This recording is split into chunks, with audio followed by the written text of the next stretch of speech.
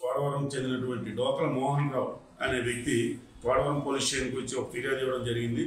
ఆయన అదే వీధికి చెందినటువంటి తోడవరంలో ఉన్నటువంటి నోడు వీధికి చెందినటువంటి కసిరెడ్డి మోహన్ బాబు, కసిరెడ్డి సత్యనారాయణ, కసిరెడ్డి రామమూర్తి అనే ముగ్గురు అన్నదమ్ములు కూడా ఈయన్ని వేరే డాక్ యార్డ్లోనుగా అలాగే పోలీస్ డిపార్ట్మెంట్లోన ఉద్యోగాలు ఇప్పిస్తామని చెప్పి ఒక 4 లక్షల రూపాయలు ఈయన తీసుకోవడం జరిగింది.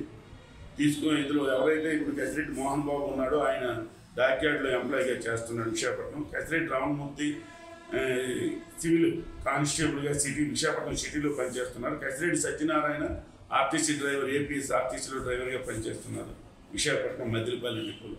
వీళ్ళు ముగ్గురు కూడా కలిసి ఉద్యోగాల నిమిత్తమని చెప్పేసి డబ్బులు వాళ్ళు తీసుకున్నట్లుగా, అలాగే ఈ డోకల మోహన్ రావుతో పాటు మాడుగుల మరియు చోడవరం పరిసర ప్రాంతాల్లో ఉన్నటువంటి కొంతమంది 8 మంది వ్యక్తుల దగ్గర కూడా ఒకరి దగ్గర 3 లక్షలు 4 లక్షల రూపాయలు చెప్పి మొత్తం 30 లక్షల రూపాయలు కలెక్ట్ చేయడం జరిగింది. ఇదంతా 2021లో జరిగింది.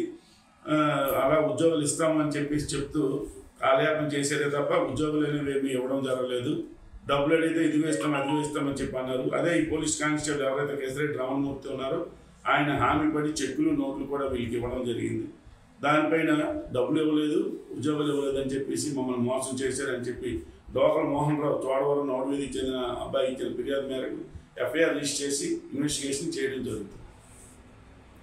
సార్ అందులో కానిస్టేబుల్ ఆయన లైవ్లో ఉన్నారు సార్, అంటే సర్వీస్లో ఉన్నారా? ఆయన కానిస్టేబుల్ విశాఖపట్నం సిటీలో సర్వీస్ చేస్తున్నాడండి.